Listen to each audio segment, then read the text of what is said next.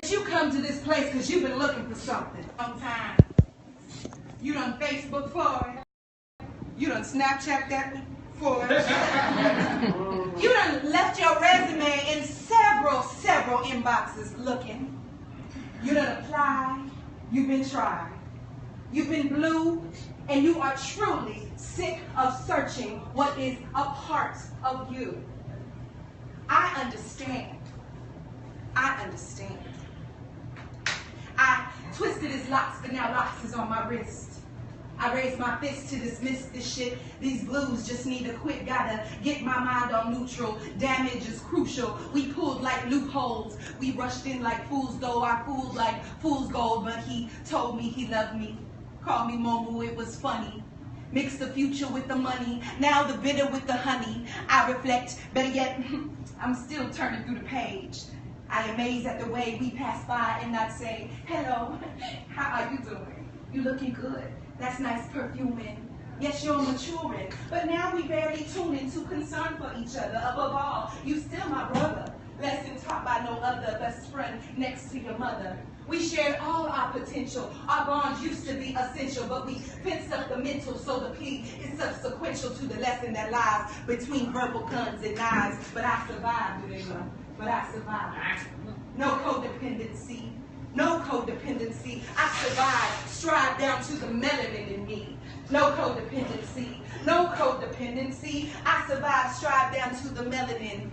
I should have rested, unrested. I should have relaxed and maintained vulnerable. I should have opened up to the healing that was awakening, awaiting, searching for me. I had one finger. And when I touch thee, repeat after me. I've been looking for a healing. I've been looking for a healing. I've been looking for a healing.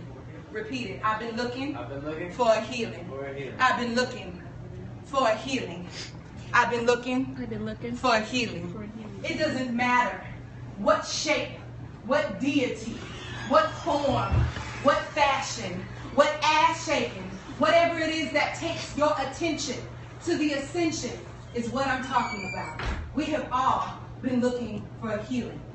So in my work on a day-to-day basis, whether I'm cornrowing hair or twisting somebody down and counseling because they child and made them lost their mind, whether they've been underpaid, overlooked, whether they're going through a divorce, whether I'm on a campus trying to teach a homeless student how they're going to make it to the next day when they can't even get light rail money, we are all looking for a healing. And the reality is I was supposed to come with you with all these poems, and I was supposed to be blissful, and I was supposed to put on a show. But tonight you're going to get a healing. Right. So I haven't been at Mahogany for a very long time. And the last time I was here, I was real selfish. I was like, I'm doing me now. Kyrie, I don't need you. I just announced on the microphone that I was leaving. And I didn't even give him the respect to tell him that I was transitioning. I was looking for a healing. And a lot of relationships that I've been in the last time you've seen me, I was really looking for a healing. I was a little messy. I wasn't quite Snapchatting, but I was so part of being grown and coming back to the home that I grew up in. Before this place was established, we were poets at a place called Blue Room. We were poets in a space called Drell, where we went all over California, from the jailhouse to the, well, we went at the penthouse, but we was working with a lot of homeless. And the idea was, I said, okay, I can pull up this old poem, I can pull up that. But I realized that just like when I got kind of put off the scene as an MC because I had to take the beat away and start doing poetry, the same thing started happening with spoken word as far as being a motivational speaker. And something in me was like, oh no, you're going to let go of who you are. You identify as an MC, as a poet. This is how you define your spoken word. But we understand when we come to the house of spoken word that it comes in all form. Right? So it could be a prayer. It could be a mantra. It could be a meditation. It could be a song. It could be comedy. Whatever it is, if you really, really look at the center of it, it's connected to a human. So when you see Whitney growl and she's curl up her face, that might mean she was feeding for something. But you really know that she's singing for something and connecting to a divine healing that she's searching for, right? When a baby in their diaper is like crying and they doing all this, they're connecting to a healing force.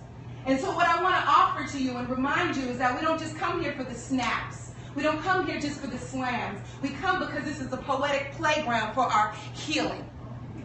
So if I don't say everything on point, and my notes when I sing come out a little flat, or I trip over my scarf, or the next poet before me or after me hasn't perfected their presentation because it was their first time and they're looking up to you now because now you got poets lined up admiring you. You are searching for a healing. And being vulnerable right now in this space, in a very painful space that the world is projected through the media, we're all looking for a healing. Whether it's because you stopped drinking so that you can breathe clarity, whether it's that you broke off toxic relationships and then came back to them because there was something there that was bonding and healing for you that you didn't acknowledge because you were a little too stubborn or a little too full of ego to get the healing. Am I talking to anybody today? Right. So I apologize if I don't have perfect sonnets and poems because I'm just going to let it come all out. That's poetry, that's song, that's monologues, that's a timeline of work that started off with this young man here in the Sacramento streets. Right. Hey there, lonely girl, hey there, lonely girl. You are looking for healing. My name is Mariana Souza. So as he said, basically, I've been an activist and I've been doing all these things. And what I realized is a long time ago, I had a boyfriend who was a rapper. I thought he was the shit. And I was buying all his equipment. He ran up off my credit cards, but it's all good. And I realized that he told me, he's like, girl, you want to be everything. You want to be a rapper. You want to be an actress. I was like, that. So, I'm coming to America. I want to be a rapper. I want to be an actress. I want to star in the videos. I want to direct the videos, right? And I realized that all 18 brought me to this alignment to be a voice. If there are any poets in the room who are hiding and you're looking for your healing, this is Church for the Soul every Wednesday. And I want to apologize to you publicly for searching for my healing in a way that I didn't acknowledge you and let you know that I was moving on to good things. But I also want to thank you for inviting me to come back because in that I have a lot to share. Word? Word. So this is about a space of vulnerability when we're talking about getting our healing.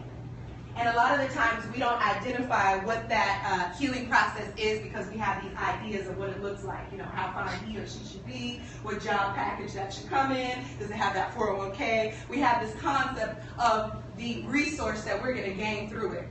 And so for me right now, what I'm going through is aligning myself with my voice and surrendering to the process however it comes.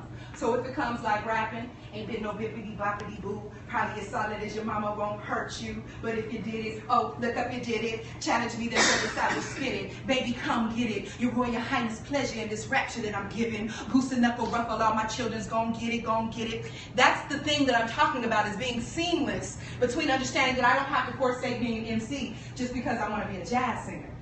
And I want to say, I fell in love with you the first time I looked into their eyes. And you felt a little bit of, you see what I'm saying? Mm-hmm. That healing for me is going into any environment as an MC, as a poet, and being able to understand that like water, the new world order can change. I can be like hail and pour down if I need to in order to serve my purpose and give that healing. I could put it in a rap 16-bar, 12-bar formation hook form if that's what I need to do to serve these gangsters on the block, that healing.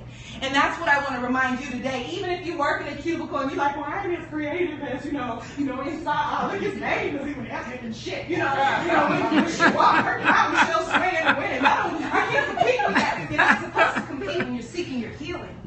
Because your healing is a sacred alignment and a divine formula that you have to go to when you made your contract to come to the Creator and sit down and talk. Sit down and work. Sit down and get active in whatever your gift is. Hopefully you're aligning with that, because that's how you feel a purpose-filled life. And so for me, the last time I was here, thank you, because I was a little concerned, like, they didn't come for motivational speaking. I must have a little something there for you. But I realized that I needed to not reform or refine. I need to be like water, like the new world order, and just change and feel the spirit and get what you need. And my poetry book is behind you somewhere, so I do need that too. But for me, that's where I'm at right now. I feel like this is the first time I performed in a very long time. It's the first time I've shared in a long time because I've been very active in what now mantle has fallen upon me, which is politics. And I never imagined that I would get involved in that. And I want to bring a very important conversation to the forefront, is that a lot of us, like that comedian Lightweight Clown does, he said, we're activists, you know. We're supposed to be living this every day. And we get so excited when we do have those stars who stand in spaces and raise their fists and maybe elevate our causes for a moment, but it's not up to them, nor is their duty. It is ours. And so for me, when I began to surrender just the process of being this voice, whether it was the poet or the singer or the leader or the activist, I kind of gotten pushed into this realm of politics. Because the reality is as much as I deny being a politician, doing activism work is one of the most political things you can do. And so once again, bringing it full circle to my first invitation, if you're a poet and you just don't know it, because you don't rhyme or you don't have it in a format that you've been trained to believe is performance, your poetry might be the work that you do every single day advocating for young men who have been given up on and the system doesn't care about them anymore. That's your poetry. That's your healing. Right? Right? Coming full circle to raise a child that needs a man and a woman to be fully centered. Finding a way to align with manhood and understanding it's time to be responsible and do away with childish things. That is your healing. That is walking your poetry every day. So regardless if you decide to get up on the microphone and share, regardless if you decide to do a chat book, I'm asking you, I'm challenging you, I'm digging off in the quest that you should have as a human here with the blessing of life to make sure you're getting your healing. And now I actually have something to say. Now I actually have something to advocate for. And that emptiness, that trying to find the right hit from the Snapchat jingle and trying to make sure my waist was a certain size. And I had to come to the point that it was fine-ass 18-year-old bitches being born every 5 minutes. If I thought I was going to compete with that all the time, trying to be the hottest MC, I had to let that go. And I had to realize I'm going to be the hottest MC when I'm 70. I might not even have no teeth, but I'm going to be flowing.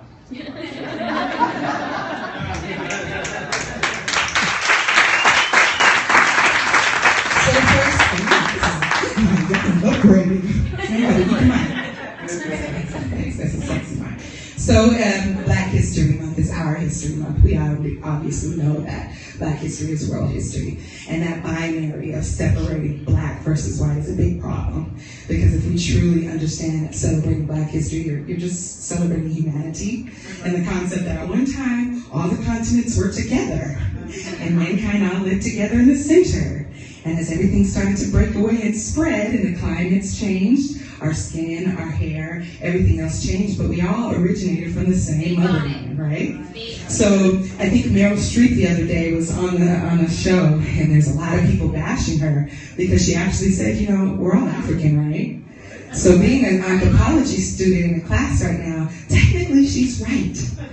Down to the cellular format of how we're made up on a molecular level with our DNA strands, every living being is made up of the 6 same strands. Like for real, like me and a wolf, or a pig or a donkey, we all are connected. So when you hear the Great Spirit being honored in cultural experiences, when we say we are one, it's true. We're only like one little marker and indicator for being different in our species.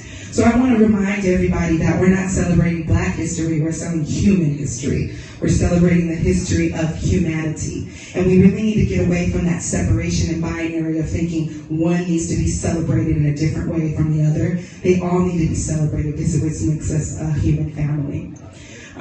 What I will do, though, is break down a little history so that when you're in some conversations, you can go back and smack this upside the head, because a lot of the time, African philosophy is cut out, right? We pretty much think we come from slavery, and if we're lucky, Coors Light might do a special, and we know we're from kings and queens on calendar or some shit.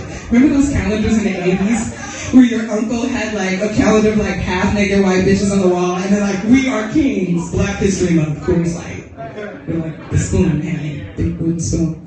But what I do want to do is I want to make a connection before I do the poetry, so this is the intellectual sociology lesson. What I want to do is help you to put a connection to what's missing. We know we're from kings and queens, and we get these isolated narratives of kings and queens, and we're supposed to praise it. But there's this really big chunk in history that oftentimes we don't know that timeline.